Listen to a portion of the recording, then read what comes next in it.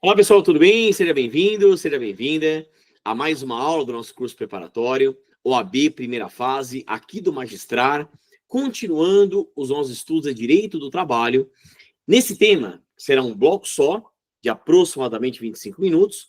Vamos falar sobre terceirização, claro, nos seus aspectos mais importantes, né? E como eu sempre falo, dando tempo, lá no finalzinho, eu sempre separo uma questão para que a gente possa treinar, aplicar na prática os conhecimentos vistos aqui na nossa sala de aula, nessa aula online aqui para você, tá bom? Como eu sempre faço também, tem o material do PowerPoint, que é apenas uma base, eu também escrevo bastante coisa, dito algumas coisas, então o ideal, se você puder, é assistir a aula anotando, até porque já estamos treinando lá para a segunda fase da OAB, tá bom? Então vamos ao nosso material, maravilha, tá aqui, pessoal, ó, compartilhar, tem o nosso material, muito bem.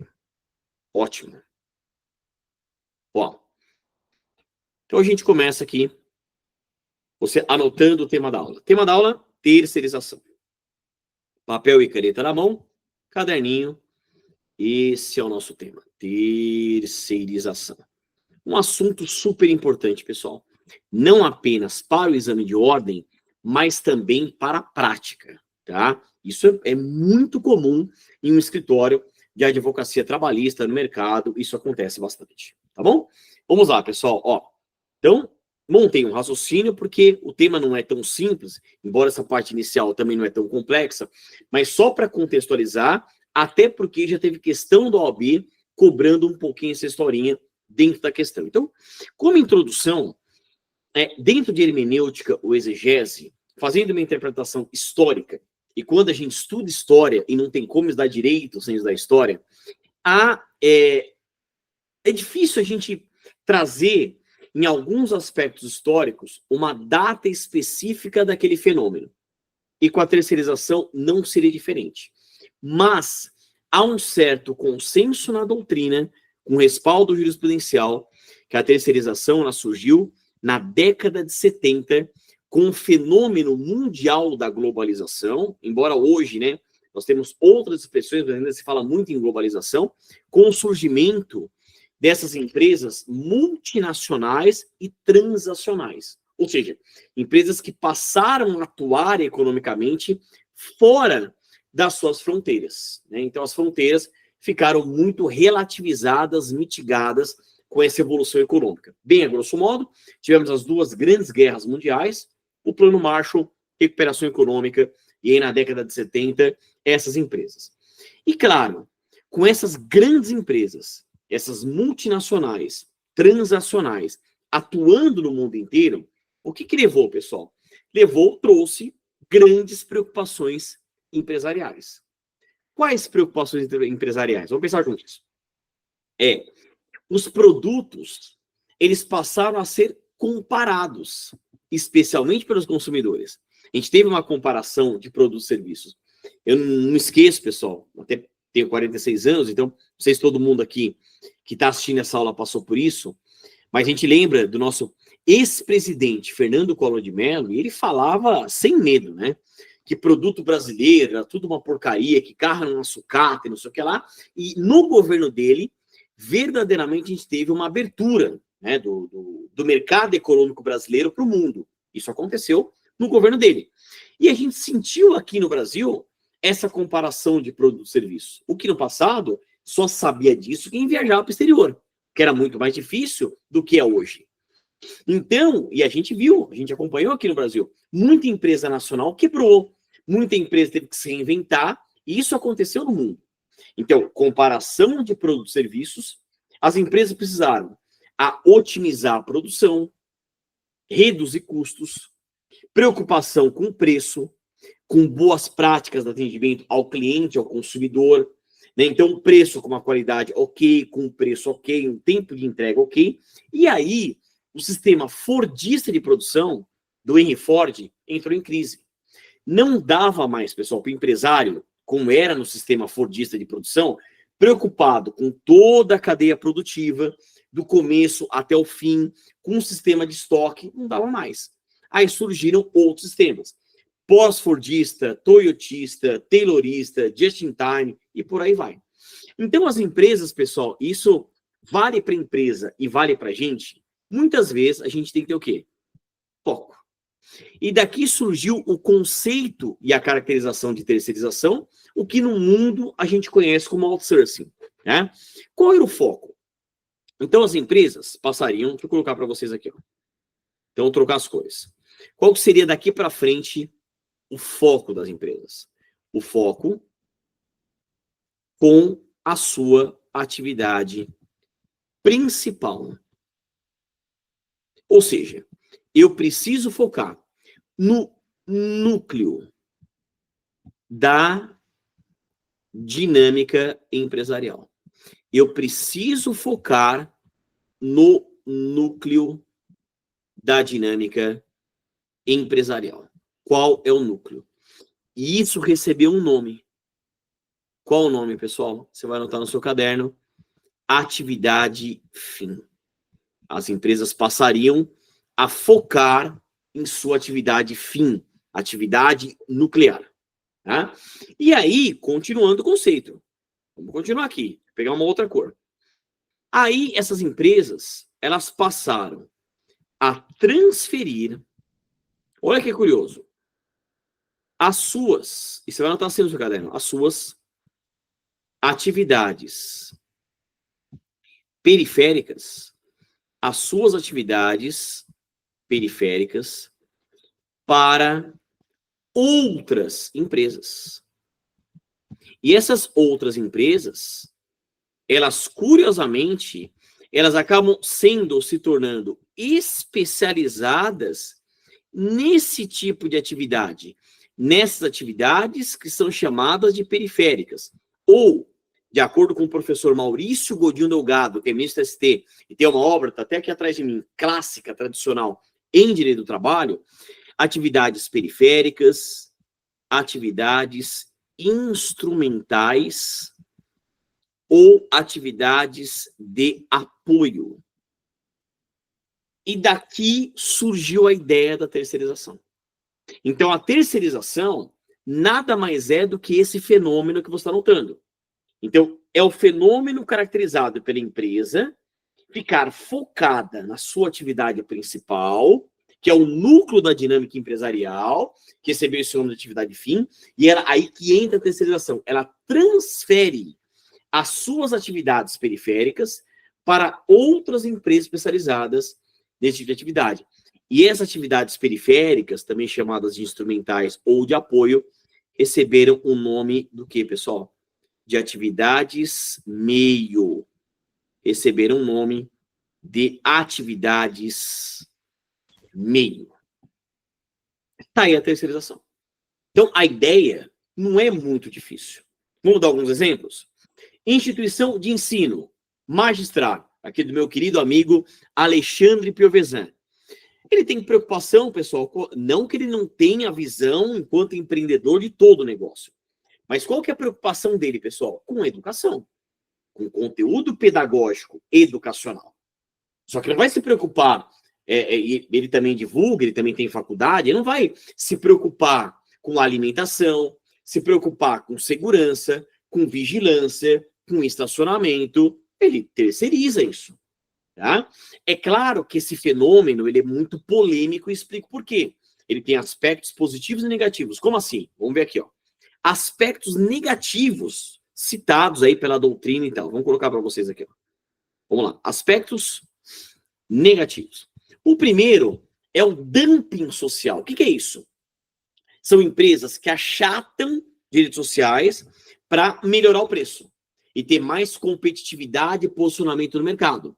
Então, é o achatamento de direitos sociais em prol de um melhor posicionamento social. Isso é bom para a visão empresarial, mas é péssimo para os direitos sociais. Tá? E a doutrina fala muito em precarização de direitos trabalhistas, mercantilização da mão de obra, coisificação do ser humano, que isso é muito ruim. Tá? Agora, nós temos também, e é verdade, pessoal, aspectos positivos da terceirização. Eu crio empresas que são especializadas nesses serviços. Então, surgiram empresas especializadas em vigilância, conservação, limpeza, alimentação. Bem ou mal, pessoal, criou postos de trabalho, dinamizou a economia. E é uma questão de sobrevivência para as empresas. Eu falo assim, eu procuro, vocês já perceberam, dar aula em direito do trabalho em uma posição muito razoável, proporcional, com ponderação de interesses, sopesamento de valores, regras de calibragem. Quer dizer, procurar olhar o direito do trabalho dos dois lados da força, não só protegendo o trabalhador, o que, óbvio, é uma grande missão de trabalho, mas também pensando em quem empreende. Não tem como, pessoal. Como que a empresa vai sobreviver sem terceirizar? E mais, com todo o respeito, mas é verdade, com alta carga trabalhista, previdenciária, tributária, burocrática, como é que faz? Né? Vamos avançar. E aí, pessoal, então a gente chega nessa dicotomia atividade meio e atividade fim, que eu acabei passando já para vocês. Já dei conceitos, dei caracterizações, acabei trabalhando com exemplos, acabei de falar, só que aí tem um aprofundamento aqui, que é a dificuldade de enquadramento jurídico. Deixa eu dar um exemplo didático para você entender. Então, vamos colocar aqui, ó, exemplo, para você anotar, e aí o porquê que também isso incentivou a própria reforma trabalhista e a nova lei da terceirização em 2017 para alterar um pouco essa dinâmica. Vamos imaginar, sei lá, uma instituição de ensino. Instituição de ensino. Pode pegar. O magistral mesmo, né, como exemplo. Tá ótimo. E aí, pessoal? A informática. Todo o pessoal que trabalha com informática. Todo o pessoal que trabalha com tecnologia. O pessoal que trabalha com TI, tecnologia da informação. E aí, pessoal? Para a instituição de ensino, informática é atividade meio ou atividade fim? Lembrando que a ideia básica de uma atividade meio é eu posso retirá-la tranquilamente da cadeia produtiva, isso nada afeta o resultado final. Tá? Já a atividade fim ele faz parte do núcleo, claro, da dinâmica empresarial. Pessoal, no passado, com tranquilidade, a gente enquadrava como atividade meio. Hoje é muito difícil uma instituição de ensino sobreviver sem informática, sem tecnologia, por razões óbvias, né? É claro que há um certo movimento, até não só do ensino online, mas até de uma volta um pouquinho de um ensino presencial.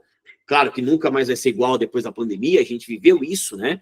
Mas hoje, pessoal, qualquer instituição de ensino, em maior ou menor medida, tem informática, tem tecnologia. Então, é muito difícil, pessoal, fazer enquadramento. Outro exemplo, que foi um exemplo emblemático, vamos pegar, pessoal, essas gigantes de comunicação, de telecomunicação.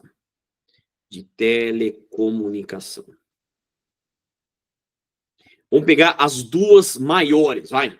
Vivo e Claro. Eu posso falar porque você encontra muito julgado, né? São grandes, entre aspas, clientes do judiciário trabalhista. Vamos pegar aqui como exemplo, pessoal. A atividade do cabista. A atividade do cabista. Quem passa cabo, fibra ótica. E aí? Essa questão chegou no TST e chegou no Supremo Tribunal Federal. E a atividade do cabista? É uma atividade meio ou uma atividade fim? Olha a dificuldade. Pessoal, se eu tirar o cabo, pode ser um cabo normal, ou fibra ótica, ou as novas tecnologias, o sinal não chega na sua casa. Eu, sem fazer propaganda, não ganho nada com isso, mas eu tenho tudo a vivo. Aqui no escritório, em casa, de novo, não ganho nada com isso, mas para mim é o melhor sinal, o melhor sistema. Tá? Eles melhoraram muito no atendimento e tal. Já tive Claro, já tive Oi, já tive tudo, né? Já tive TIM, então posso falar, hoje eu tenho tudo a vivo porque eu dependo muito do meu trabalho e eu quero algo funcionando, né? Então veja, você pega na Vivo, o cabo normal, a fibra ótica, etc. Se não tivesse cabo, o sinal não chega na minha casa, eu não assisto a televisão, eu não tenho internet, por exemplo, estou gravando aqui no escritório, eu faço bonitinho para vocês, eu não uso nem Wi-Fi, eu uso rede cabeada e tudo mais para ter a melhor qualidade para vocês. Né? Comprei até uma luzinha nova eletrônica, nas próximas aulas vocês verão, né, a melhoria disso, então assim, eu procuro investir. Tenho microfone aqui externo, câmera externa aqui no escritório para tentar gravar o máximo de qualidade para vocês. Agora, ao mesmo tempo, a Vivo não passou a produzir TV, cabo, né? Cabo ótico, né? Fibra, cabo de fibra. Não. A Vivo não passou a concorrer com a Pirelli, por exemplo. Então, você entende que assim, é muito difícil a gente enquadrar com certeza se é uma atividade meio ou se é uma atividade fim. E o próprio TST reconheceu isso e o Supremo Tribunal Federal também, dizendo o seguinte para a gente: olha, daqui para frente, com os avanços tecnológicos, a evolução da sociedade vai ficar cada vez mais difícil o enquadramento. Os enquadramentos serão muito mais políticos do que jurídicos. Portanto, né, é um problema a se resolver. Entre aspas. Era o que o empresário queria ouvir. Porque o sonho dele era poder terceirizar com muita possibilidade, tanto a atividade meio, que paulatinamente o TSE foi reconhecendo, mas especialmente a atividade fim. E eu vou mostrar para vocês aqui. O amparo legal, hoje é essa lei, a Lei 6.019 de 74, que era uma lei que no passado só regulamentava o contrato de trabalho temporário, que é uma espécie de terceirização. E pausa aqui, pessoal. Deixa eu até parar a apresentação para você focar em mim. Ó, todo trabalho temporário, de acordo com a Lei 6.019/74, é terceirizado. Mas nem toda terceirização é um trabalho temporário. Eu vou repetir. Todo trabalho temporário é terceirizado, mas nem toda terceirização é um trabalho temporário. Tá? É muito comum a gente pegar, por exemplo, repórter, final do ano, ele vai no shopping, olha, nesse momento, aqui no shopping center, aumenta muito a contratação de temporários. Na verdade, você vai lá, não tem nenhum temporário, porque para ser temporário é uma terceirização. Trabalhador temporário, já vou desenhar, empresa de trabalho temporário, empresa tomadora de serviços. Tá? Vamos compartilhar de novo aqui, maravilha. Vamos lá, do nosso material. Ótimo. E aí tivemos as atualizações de 2017, você está anotando? A Lei 13.429, 2017, a nova lei da terceirização, e a Lei 13.467, 2017, a reforma trabalhista. Tá? E com isso, pessoal, nós temos, né, a Súmula 331, que está com uma redação a ser modificada, atualizada, como evolução da Súmula 256, que foi cancelada. Então, é fundamental você ler bem a Súmula 331, mas especialmente dar uma boa lida aonde, pessoal? Na Lei 6.019/74, com reflexos dessas duas leis. Então, a lei virou uma colcha de retalho. Eu vou mostrar depois um pouco ela, com artigo 4A, 4B, 4C, 5A. Então, eu acho que não foi a melhor saída aqui no país. A gente poderia ter escolhido uma nova lei, com começo, meio e fim, mas aproveitamos o que existia dessa lei, famosa lei 6.019 de 74. Tá? Vamos lá, aqui é importante, pessoal. Qual é a natureza jurídica da terceirização? Qual é a regra? É uma relação jurídica triangular ou trilateral, porque envolve três atores sociais: o trabalhador terceirizado, a empresa prestadora de serviços e a empresa tomadora de serviços. Repetindo, qual é a natureza jurídica da terceirização? Qual é a regra? É uma relação jurídica triangular ou trilateral com três atores sociais: o trabalhador terceirizado, a empresa prestadora de serviços e empresa tomadora de serviços. Eu vou desenhar isso aqui para vocês, tá? Eu acho que eu consigo usar, pessoal, essa tela aqui, ó, mesmo, tá? Deixa eu desenhar para vocês aqui, ó. Eu acho que vai dar certo, quer ver? Ó, vamos desenhar, só para você entender o que eu estou falando. Então, vamos fazer o desenho aqui. Em breve teremos uma nova luzinha aqui para vocês. Ó, vou conseguir fazer com mais ainda precisão. Então, nós temos aqui, ó, o trabalhador terceirizado. Que mais? Aqui, a empresa prestadora de serviços. E aqui, a empresa tomadora de serviços. Tá? Eu vou trocar as cores para você entender o que eu estou falando. Tá bom? Vamos dar os exemplos aqui, ó. Vamos pegar, vai. Como exemplo de tomador, eu coloco em cima, porque é empresa poderosa, né? Como exemplo aqui, vamos colocar o magistrar. E como exemplo aqui, sei lá, vamos colocar uma empresa de limpeza. Tá bom? Uma típica atividade meio, né? E se eu tenho 3 atores sociais, é claro que eu tenho 3 relações jurídicas envolvidas. Como assim? Vamos lá. Então, aqui, entre o trabalhador terceirizado e a empresa prestadora, nós temos uma relação de emprego.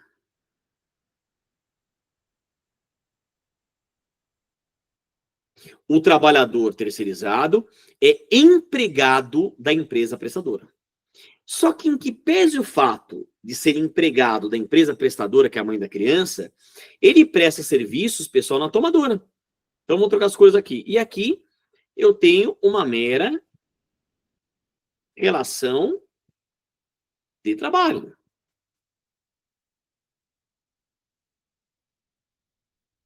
E entre as duas empresas, eu vou destacar a cor aqui, nós temos uma relação contratual. Uma relação contratual de natureza civil ou empresarial. Entende? Então tá aí. O que é uma terceirização? É uma relação jurídica triangular ou trilateral com 3 atores sociais, trabalhador terceirizado, empresa prestadora e empresa tomadora. Entre o trabalhador terceirizado e a prestadora, uma relação de emprego. Entre o trabalhador terceirizado e a tomadora, uma relação de trabalho. E entre as duas empresas, uma relação contratual, de empresa civil e empresarial. Tá. Mas o que a lei passou a prever? Vou destacar a cor aqui, ó. O bom dessa luzinha é que a gente consegue, né? Ó, nós temos como exceção, começou a acontecer na prática, hoje a lei prevê, a quarteirização. Artigo 4º, letra A, parágrafo 1º, da Lei 6.974. O que é isso? É a empresa prestadora, ela delegando parte do serviço a uma outra empresa. Então, é como se fosse o terceiro, e daí vem o nome terceirização, é a inserção de um terceiro numa relação jurídica que era só bilateral, esse terceiro terceirizando. Então, imagina, por exemplo, que o magistrado tem muita instalação para limpar, celebra um contrato com uma empresa de limpeza, ela fala, eu não vou dar conta do recado, eu vou terceirizar parte dessa limpeza para uma outra empresa que eu também vou contratar. Então, a quarteirização é como se fosse, entre aspas, a terceirização da terceirização. Né? E a previsão está na lei, vamos achar? Está na lei 6.019 de 74. Vou compartilhar com vocês aqui. Abra o material, tá lá, ó. A lei já está separada para vocês, ó. Lei aqui, ó. 6.019 de 74 dispõe sobre o trabalho temporário nas empresas urbanas e dá outras providências. Olha o artigo 4º, letra A. Vamos ler aqui inteiro, caput para o primeiro. Caput. Considera-se a prestação de serviços a terceiros a transferência feita pela contratante da execução de quaisquer suas atividades, inclusive sua atividade principal, à pessoa jurídica de direito privado, prestadora de serviço, que possua capacidade econômica compatível com a sua execução. Aí vem parágrafo 1º. A empresa prestadora de serviços contrata, remunera e dirige o trabalho realizado por seus trabalhadores. Portanto, o vínculo empregatício está com a prestadora, aí onde eu queria chegar. Ou subcontrata outras empresas para a realização de seus serviços. É o terceiro subcontratando uma outra empresa. Como que é o nome desse fenômeno? Quarteirização. Tá claro? Legal. Vamos avançar. Vamos lá. E continuando aqui, pessoal, olha só. Muito bem. Vamos lá. Aí o que importa, que é o que a gente vai ver agora, inclusive está dando já o horário da aula, mas vou passar só um pouquinho, você vai ter mais conteúdo, e depois a gente vai fazer uma questão. Tá? Terceirização na iniciativa privada, que é o que importa, que é o canal AB. Lembra que no passado eu expliquei, só poderia terceirizar em tese a atividade meio, e a atividade fim, pessoal, em tese, só nas modalidades do trabalho temporário. Com todas essas reformas, agora pode terceirizar a atividade meio e também atividade fim. A gente acabou de ler o artigo 4º, letra A, caput, da Lei 6.019, mas também isso é dito pelo artigo 5º A, caput, da Lei 6.019. Então, hoje a empresa, ela pode terceirizar qualquer uma de suas atividades, inclusive a sua atividade principal. Então, por exemplo, instituição de ensino pode terceirizar professor. Hospital pode terceirizar médico. Bancos podem terceirizar bancários. Tá? Então, hoje você tem a possibilidade, claro, também não é festa. Também não abriu a porteira, como todo mundo fala. Não é isso. A lei traz vários requisitos e você vai ler. Direitos a serem cumpridos, deveres.